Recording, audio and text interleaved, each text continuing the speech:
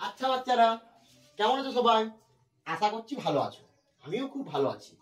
তো চলো আজকে আমরা একটা নতুন বিষয় শিখে নিই। আচ্ছা রাকেশ, তুমি আমাকে একটা সংখ্যা বলো তো। কত বললে? 3। বাহ, খুব সুন্দর। এরপর সৌরভ, তুমি আমাকে একটা সংখ্যা বলো। তুমি কত বললে? 6। বাহ, খুব সুন্দর। তো এই যে 3 আর 6 যে সংখ্যাটা বললে, তো 3 এবং 6 এই সংখ্যাটা তোমরা নামতা বলতে পারবে? তোমরা ছোটবেলায় কিন্তু পড়েছিলে নামতা, 3-এর ঘর নামতা, 4-এর ঘর নামতা, 6-এর ঘর নামতা। তো দেখো তো 3-এর ঘর যদি আমি নামতা লিখি কেমন হবে ব্যাপারটা?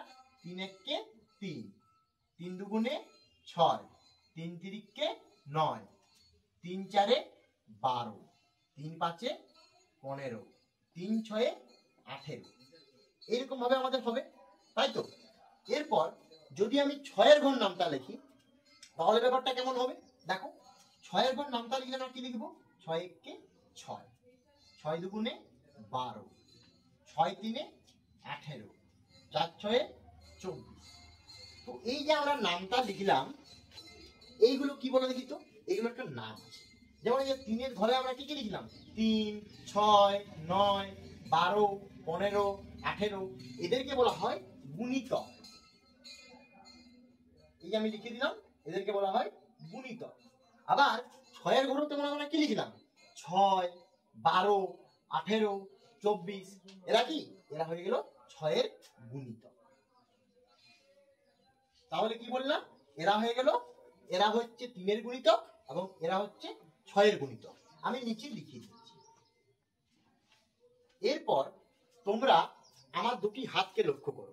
বলো তো আমার দুটি হাতের মধ্যে কি মিল আছে? দেখো এই হাতেও আমার হাতে 5টা আঙ্গুল আছে এবং এই হাতেও আমার হাতে 5টা আঙ্গুল আছে। এরপর তাহলে আমি যদি তোমাদেরকে বলি এই দুটো দলের মধ্যে কি মিল পেলে, তোমরা বের করতে পারবে খুঁজে? বাহ, কি কি মিল পেলে? দেখো তো এই 6টা এখানেও আছে, এখানেও আছে। আবার দেখো ভালো করে লক্ষ্য করো, এই যে 12 এখানেও আছে, আবার এখানেও আছে। আবার এই যে 18 লক্ষ্য করো, এখানেও আছে এবং এখানেও আছে।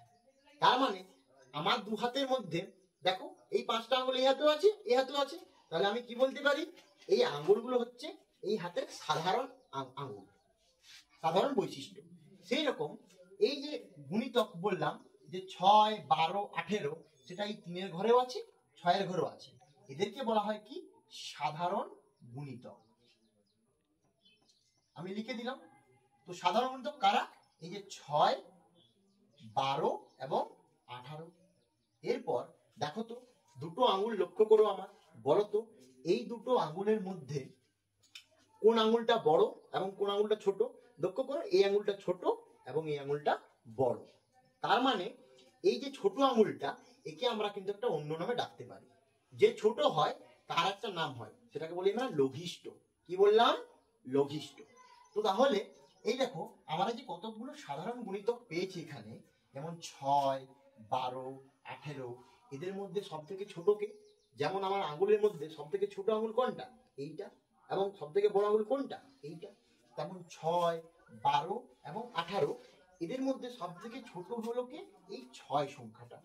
তোমরা ছোট থেকে বড় শিখেছো, তাহলে এই 6কে আমরা কি বলবো? লঘিষ্ঠ।